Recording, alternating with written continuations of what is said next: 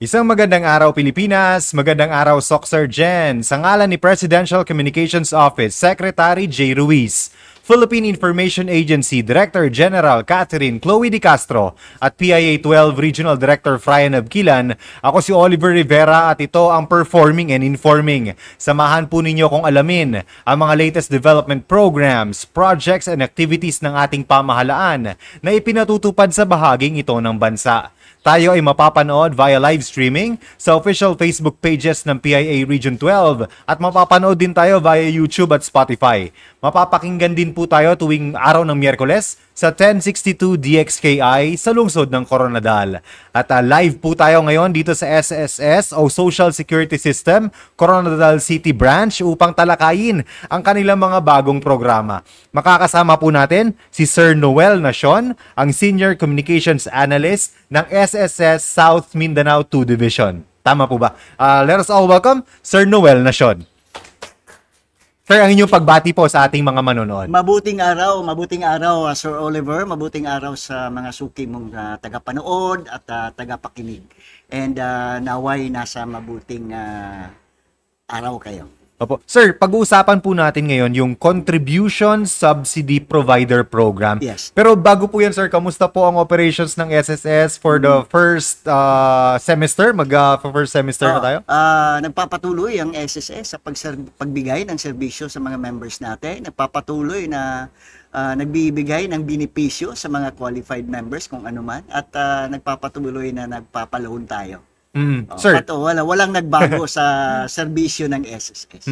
Sir, napansin po natin dito sa inyong SSS Coronadal City Branch, maaga pa lang ay marami ng clients. So, ano po yung mga usual na mga ina-avail ng ating mga kliyente dito? Of course, online na tayo, di ba? Pero may mga members tayo na nagpapa-assist sa e-center natin. Okay. May mga concerns sila sa kanilang mga records. Kasi hindi pa pwedeng online yun. Over the counter pa yun. Para makakasiguro tayo na sila mismo ang nagpapakorek ng kanilang data. And yung mga nagpapa-assist ng kanilang mga pagka-apply ng mga benepisyo nila. Sir, punta na tayo dun sa ating topic for today. Yes. Contribution Subsidy Provider Program or CSPP. Bago po ito sa aking pandinig, sir. Ito yung isa sa latest o di kaya ito ang latest na program ng SSS. Okay. No? Na i-subsidize ang contribution. Kaya nga contribution Contribution Subsidy Provider Program. Ito yung program na isa sa latest or pinaka-latest ng SSS. Ano po ito, sir? To give our viewers and listeners a quick background lang po. Ito yung sa pangalan pa lang may ano na tayo, no? May clue na tayo. May clue na tayo na contribution subsidy. Ibig sabihin, isa sa subsidize ng isang government office, ng individual, kahit nasa gobyerno, o kahit sino man, ang contribution ng mga members o ibang tao. I-subsidize nila. Ibig sabihin sila yung mag-co-contribute para dun sa tao. Pero hindi ito empleyado. Sino po ito? Ito yung hindi, kasi pag empleyado, obligado obligation yon. Pag hindi empleyado, tapos isa-subsidize yung contribution ng isang tao, ito yung matatawag na nating contribution subsidy. Sir, meron po nakalagay dito self-employed, land-based overseas Filipino workers, voluntary members. Paano po yung ano nito, sir? Ano po yung contribution subsidy nito? Ganito. Halimbawa, i-example ko tong nag-sign ng MOA dito sa Coronadal. Yes po. Okay. Para maintindihan ng lahat. Gawan natin ng example. Isang kumpanya na subsidized nila ang contribution ng mga CAFGO sa palibot kasi tumutulong sa pag-secure ng premises nila. Okay. No? And hindi naman empleyado kasi CAFGO yun.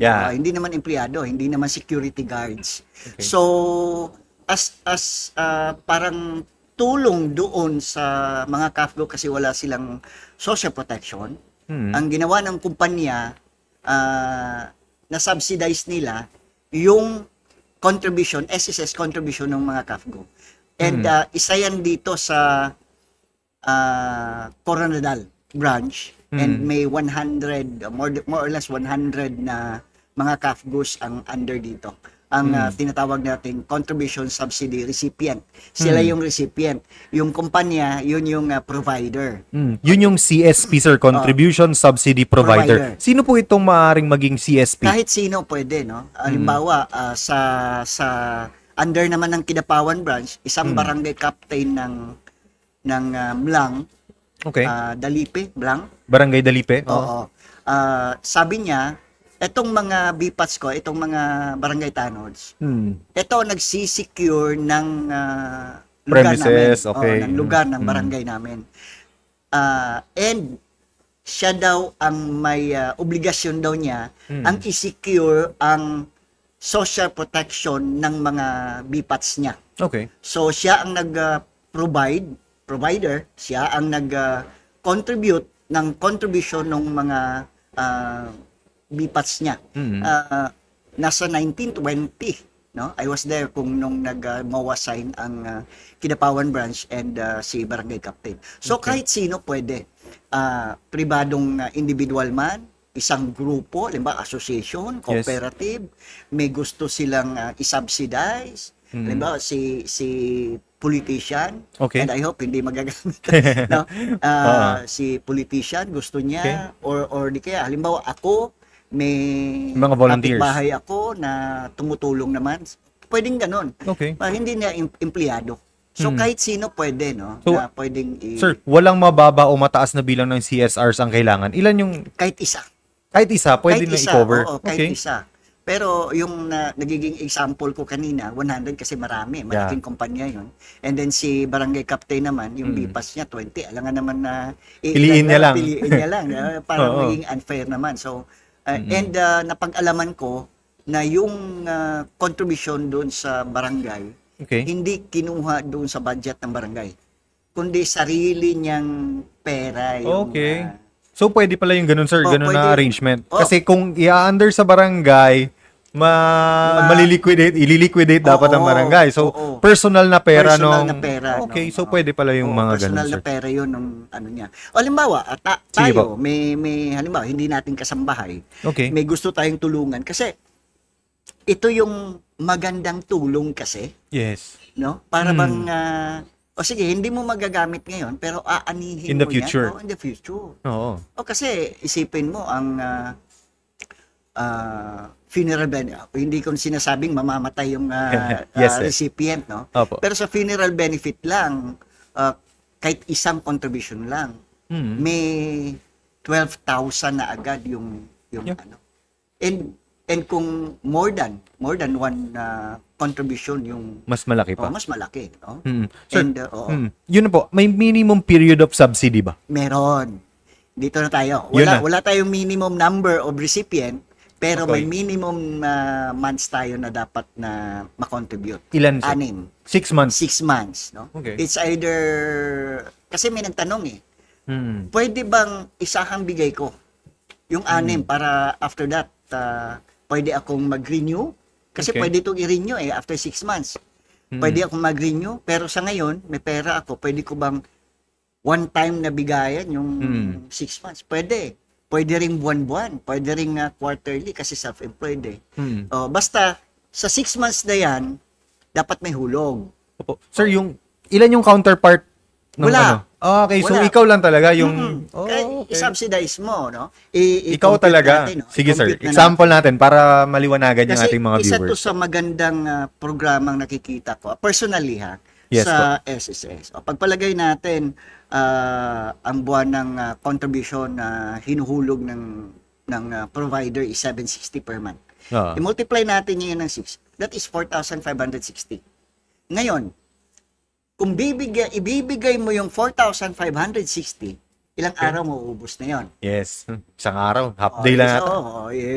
Isang bigas, pasok nila sa mall, paglabas, wala na. Wala na. Pero kung ibibigay mo, ihuhulog ng provider sa SSS, yung 6 na buwan, Ano Okay. ang magiging epekto nito? Mm. O, halimbawa, hindi ko sinasabing ma-disable. Yeah. Halimbawa, ma-disable si recipient. Okay. May makukuha siyang lump sum. Okay. Kung 6 na buwan lang. No?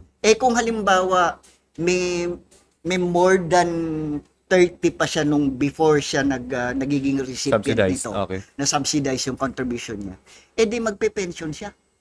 Parang halimbawa, ikaw, ako si provider, ikaw si recipient. Sabihin ko, ako magbibigay ng 6 months. 6 months mo kasi may ano ka na, may 40 months ka na. Yes. Ako na magbibigay ng 6 months mo. So, magsasign ng MOA, ang branch, saka ako. Okay. And then, halimbawa, bakit ikaw ang ginawa kong example? Kasi papatayin ko eh.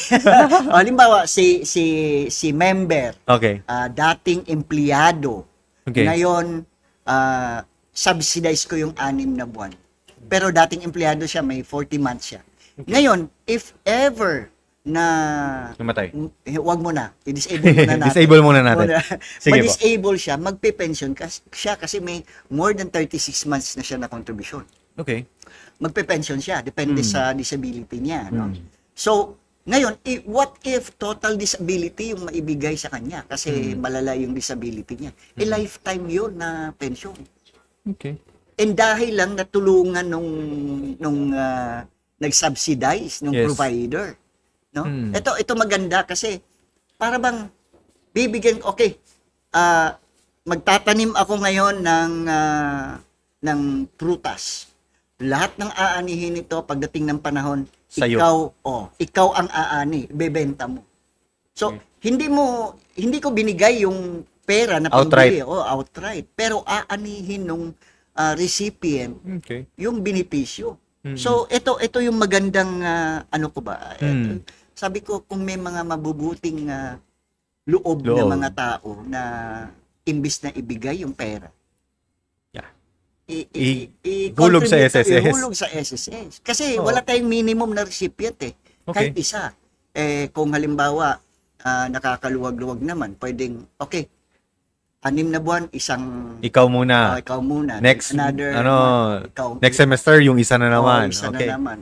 Ano ang naitulong ko doon? Hindi lang sa member, kundi sa pamilya. Kasi nga, kung mamatay, di ba? Kung darating ang panahon, diyan naman papunta. Yes. Di ba? May maiwan doon sa pamilya. Sir, ano naman yung responsibilidad ng contribution subsidy providers? Na-mention niyo po kanina, sir, para matakil natin, yung MOA. MOA. Mag-coordinate sila sa branch. Okay. Kasi may mag-a-assist ang branch. I-welcome sila ng branch. Kahit isa lang o dalawa, no? Or kung may isang kumpanya man na nakarinig nito, makaabot nito, kahit iilan yung i-subsidize nyo, mag-coordinate tayo. Pwede kayong tumawag dito sa opisina or mag-coordinate sa AMS. So, kahit sa branch head natin si Ma'am Rita, na pwede bang pag-usapan natin tong CSPP and then makapag-print ng MOA and then mag-MOA signing tayo. I-ano natin yan, i-document natin yan. Pwede kayong i-invite nito, no? Pag merong ganito para ma-document natin. And then, yun na, mag-uumpisa na ang contribution. If ever naman na marami, sa contribution naman, magbibigay ang SSS ng ARN, Agency Reference Number. Okay. So, para halimbawa, 5 sila or 10, isahang ARN lang, then pag remit mo, hindi na yung isa-isa. Hindi na yung isa-isa. Okay. Para isahang bayad na lang din, sir. Pero kung isa lang naman, PRN lang gagamitin.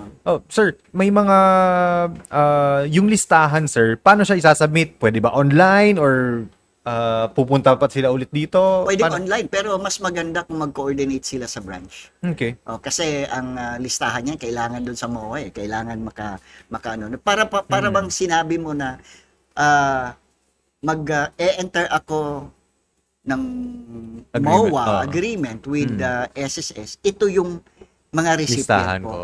Okay. Kasi 6 na buwan yun eh. Hindi pwedeng 3 buwan si Noel, then 3 buwan Si Oliver. si Oliver, tapos 6 na buwan na. Hindi pwedeng Oo, kasi oo. kung si Noel, 6 na buwan, then si Oliver, 6 na buwan. Sir, doon naman sa paano ibibigay nung recipient yung pahintulot nila? For example, iaalaw ko yung aking subsidy provider na gamitin yung aking SSS number. Oo. Paano yun? May kailangan pa ba siyang pirmahan or Ibibigay lang niya ang ibibigay lang ng recipient yung SSS number niya doon sa provider. Kailangan niyo ng provider kasi siya ang magre-remit ng kontribusyon. And then mag-submit ng pahintulot. Of course. Kailangan 'to, no? Hindi pwedeng basta-basta lang na si Oliver, ako na bahala. Hindi pwedeng, kailangan may pahintulot kung papayag o hindi. So, kailangan ng kasama ang buong pangalan and the SS number doon sa provider. so hindi na kailangan sir na sumama pa siya during Hindi na. MOA signing pero mas maganda? Mas maganda kung andun siya o Oo. andun yung mga Doon recipients. yung mga recipients. O, halimbawa, ilan tayo? 2, 4, 6, 6 tayo. Recipient tayo ni Branson. Lahat ng SSS contribution natin siya. O Siya di kaya na. si ano natin, regional director, sabihin niya, sige, ngayong buwan, 3 kayo, next 6 na buwan naman. Mga job order. Oo, mga job orders, pwedeng gano'n, no? Yeah. Pag sa job orders naman, pwede naman ibang program 'yon. Alam ko pala. Kaltas Collect. Kaltas yan. pala, Kaltas. Kaltas Collect 'yun. Opo. Sir, ano naman yung responsibilidad ni SSS? Ito yung tulungan, of course. Tulungan si provider. Si provider talaga. And si recipient naman, pwede tulungan namin kung wala pang SS number. Tulungan namin na mag-secure ng SS number. Pero si provider, tulungan namin na paano sila sumali dito. Okay. Of course, from documentary, from MOA, kami magpipili Requirements, pati mag-explain kung ano to. Ano ang maganda sa CSP, ano ang hindi pwede, dapat hanggang 6 months talaga, hindi pwedeng Yes. in the middle of 6 months. Mahinto, no? Mahinto. Then magbibigay ng impormasyon sa mga recipient tungkol sa mga benepisyo and pribilehyo. Of course, kailangan din ng malaman ng mga recipient na ma-educate sila kung Yes. ano ang SSS. No? Kasi may sa empleyado nga minsan ayaw Di pa alam. magpa-deduct. Oo. Ayaw magpa-deduct. Okay. Kasi para sa kanila wala si SSS. Wala silang makukuha. wala silang makukuha. Okay. Mas gusto nila yung sahod. Although bawal 'yon, hindi pwede 'yon, no? And then magbibigay ng e-certification sa nagbabayad na provider bilang pagkilala sa pakikilahok ng CSPP na maaring i-generate sa portal natin sa website. So, lahat to i-assist no sa pag-educate ng mga recipient, sa paggawa ng MOA, pag-assist lahat gagawin ng opisina ng SSS. And then pati ang generate ng PRN o ARN. Okay. Si SSS na ang mag-process. Pwedeng kung alam naman ni provider, di pwedeng siya, pero kung hindi, pwedeng i-assist ng ng opisina natin, no? Para lang sige, lahat ng gagawin namin, ang gagawin mo pupunta ka ng opisina, kung may magre-remit ka na, kami na bahala. Pupunta ka ng opisina para gusto mo, and then gawa kami ng MOA, and then MOA signing tayo. Lahat ang kailangan lang dito may mabuting loob ang ating individual. Sir, paano naman yung payment ni provider? Paano siya magbayad? siya Cheque? wala tayong pwedeng kung cheque man, manager's check, Yeah. Oo. cash, pwedeng ganon. Kasi naka-ARN, kasi tumatanggap tayo dito ng payment Yes. may cashier tayo dito. So, pwedeng idiretso niya. Pwedeng iutos niya or manager's check or cash man. Sir, paano naman kung natapos na yung contribution subsidy period na na-sign nila sa MOA for 6 months? After 6 months, gusto kong pahinga muna tapos next year na naman. Pwede ba yun? Pwede yun. No? Another MOA yun. Another MOA na naman. yun. Okay. Pero kung kasi i-inform ang SSS doon sa Okay. provider na malapit nang matapos o matatapos na, ipagpatuloy ba natin to, then MOA uli. Then halimbawa, yung ang tanong mo na after 6 months, next year na naman. Oo. Halimbawa, gagawin ni provider July to December. Then every July to December siya. Kasi yun yung parang nakakaluwag siya ng budget Okay. niya. Hindi siya pwede dito sa January to June. January to June. Halimbawa Okay. lang yan. Okay. Sabihin niyang, wag muna, hindi muna, next year na naman. So another MOA na naman yun. Ano mangyayari, sir, kung walang binayad yung itong nakasign sa MOA, wala siyang binayad sa isang taon? Oo. Oo. Ang Ano mangyayari ganun, provider, sir? Opo. provider ID ay automatic na ma-deactivate. Okay. Kasi may ID tayo na gagawin eh. Hmm. Ibibigay yung parang kung sa employer pa ito, employer ID number. Okay. Dito naman CSP CSP. ID number. Contribution Subsidy Provider ID number.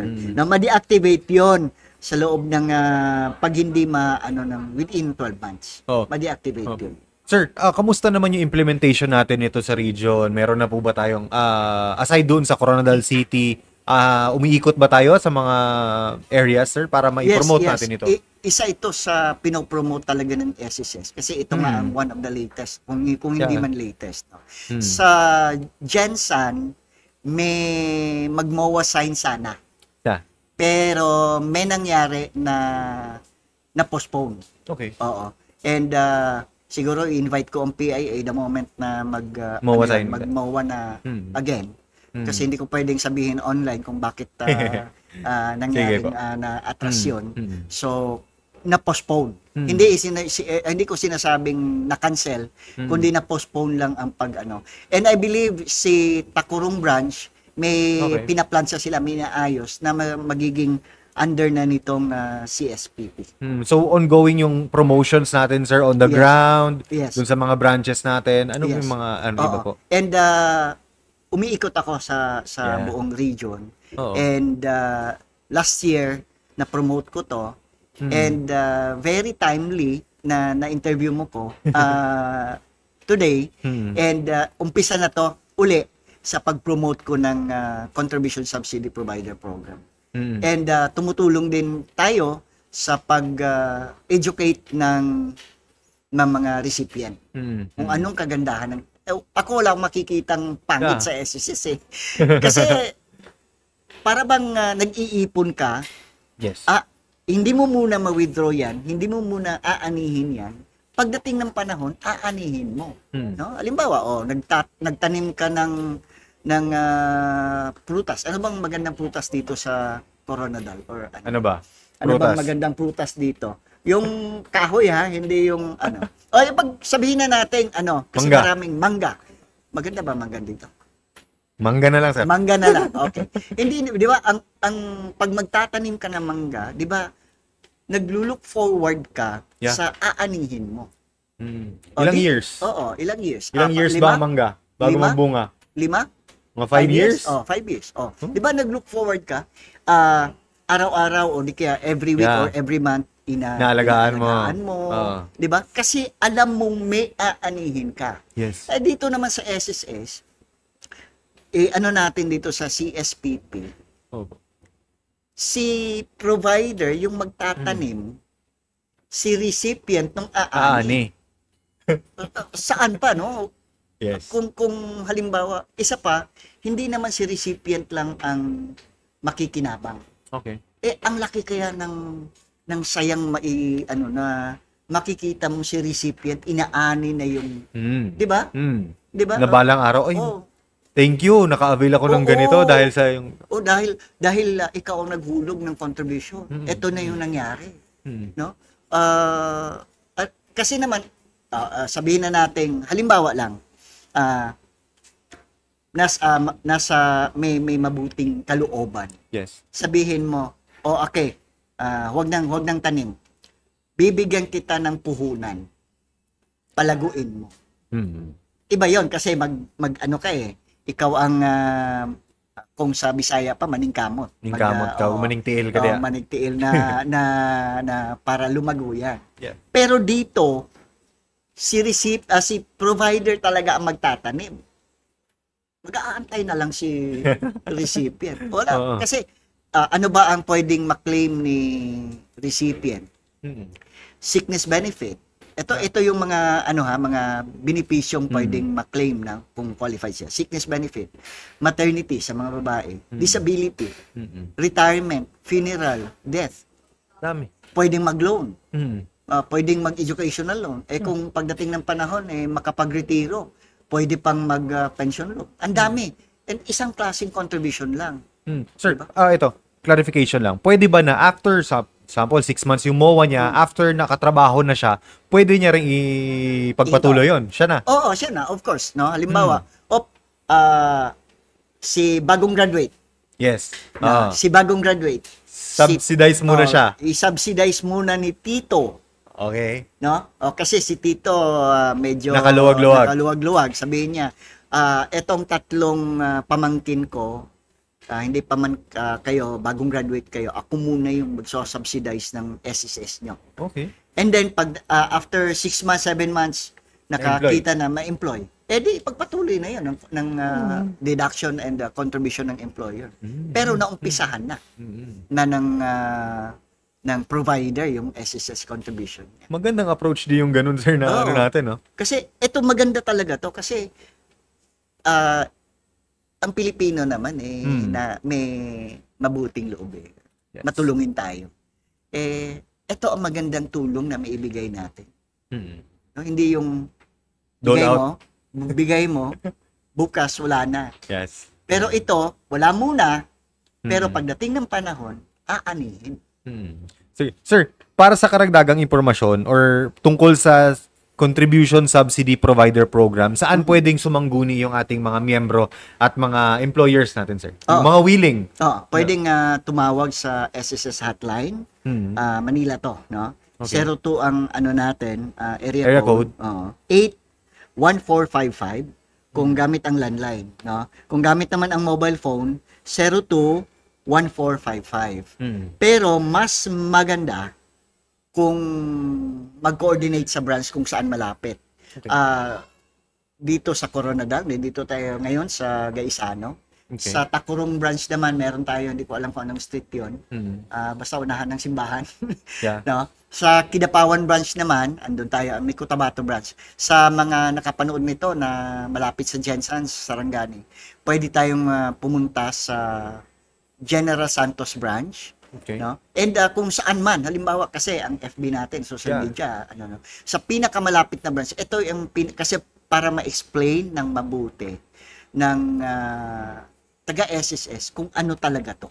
Anong magiging papel ng CSP, anong magiging papel ng recipient, anong gagawin ni SSS na tulong, anong gagawin ni provider, anong gagawin ni recipient. So, mas mabuting may makausap sila. Pero kung halimbawa malayo and ayaw na pumunta ng pwedeng tumawag doon 02814555 kung mobile o landline ang phone, 021455 kung mobile phone. Ito yung hotline Yes, sir. Di ko alam kung may bayan tong hotline kung tatawag ka. Yes, sir. Pero social media, sir? Social media, pwede tayo sa SSS, no? Philippine Social Security System. Okay. No? Or pwedeng mag-email. sss.gov.ph, no? Pwede ring bumisita sa SSS na Facebook. Okay. Na natin, hanapin lang Philippine Social Security System. Yun lang. Sa mga branches naman o sa mga division, bawal kaming may Facebook page. National lang. National lang. Yeah. Opo. Sir, marami pa tayong oras. May oras pa tayo. Ipasadahan na natin, sir. Continuous ba ang race operations natin? Yes. Sige, sir. Pasadahan na lang din natin yung race. Pasadahan natin. May time pa naman tayo. Magbibigay ako ng data. Ito sige po. Data ako. Race. Race tayo, sir. Ito hanapin ko. Isa sa mga inaabangan ng mga employers kung sila ba ay pupuntahan ng SSS. Ito at para sa benepisyo na rin ng ating mga members. Sige po, sir. Update sa race. Para sa kaalaman ng lahat, kasi na-topic ang race. Ito yung run after contribution evaders. Ito yung bumibisita ang legal natin. Okay. Yung tawag nating race team. Race team. Kasama ang branch head, kasama ang account officer, kasama ang vice president natin ng division. And para hindi mangungulekta, kung hindi, i-remind yung non-compliant na employers na mag-comply. Okay. Kasi kung hindi magko-comply, kakasuhan. No? Ito. Sige, For sir. 3 months, kasi April pa tayo, hindi pa tapos yung For 3 months. First quarter, sir. First quarter. Nakapagbisita ng under dito sa race ng 174 na mga employers. 174 employers. And ang affected na mga empleyado is 812 na empleyado. So isipin natin, itong 812 na empleyado, possible na hindi makapag-claim ng SSS benefit. And ito namang si 174, kung hindi mag-comply, kakasuhan. Maraming salamat sa tubig. No? Kakasuhan. And ito nakikita ko talaga. Ito sa 174, 800 plus. Kawawa to kung hindi magko-comply si employer. Obligasyon ng employer na mag-remit. Obligasyon ng employer na i-report yung mga empleyado niya within 30 days, no? Upon employment. Paano kung within nung period na hindi nag-comply, may mangyari doon sa empleyado? Tapos nadidakan, sir. Tapos yung walang remittance. Kahit walang deduction. Kaya nga sabi ko kanina na ayaw magpa-deduct, pumayag si employer. Sino bang may obligasyon na mag-remit? Si employer. Sino bang habulin ng SSS? Si employer. Hindi pwede magiging argument na hindi nagpa-deduct si employee. Kaya nga, out of 10, 5 lang kasi itong 5 hindi nagpa-deduct. Yeah. Hindi pwede. Kokolektahin ni SSS doon sa employer yung contribution. No? And sa mga empleyado naman, huwag tayong kasi wala tayong magagawa kasi batas Yes, sir. Kailangan may deduction, magpa-deduct tayo. Kawawa naman si employer na siya mag-shoulder lahat. No? Subsidy program na yun. Isa pa, ito namang SSS, sabi ko nga kanina, para aanihin nyo to pagdating ng panahon. Huwag kayong tawag dito, huwag kayong pumayag na walang deduction. Kasi pag walang deduction, walang contribution. No? And kung may contribution naman, sisingilin, kawawa si employer. No? Isa pa, kung ano man, may mga employers kasi na sasabihin na, kung gano'n, ito base sa experience sa mga race. Sabi ng employer, magsasara na lang ako. Okay. Kung tutuhanin nyo ng employer, paano si empleyado? No? Pero ito naman ang tanong, paano kung totoong magsasara? May obligasyon pa ba si employer? Tinanong ko yan kay attorney. Sabi niya, yes. Kasi ang sa duration. Yung duration, yung period na kinokollect natin is hindi yung after ng pagsara, kundi yung before na magsara ang kumpanya.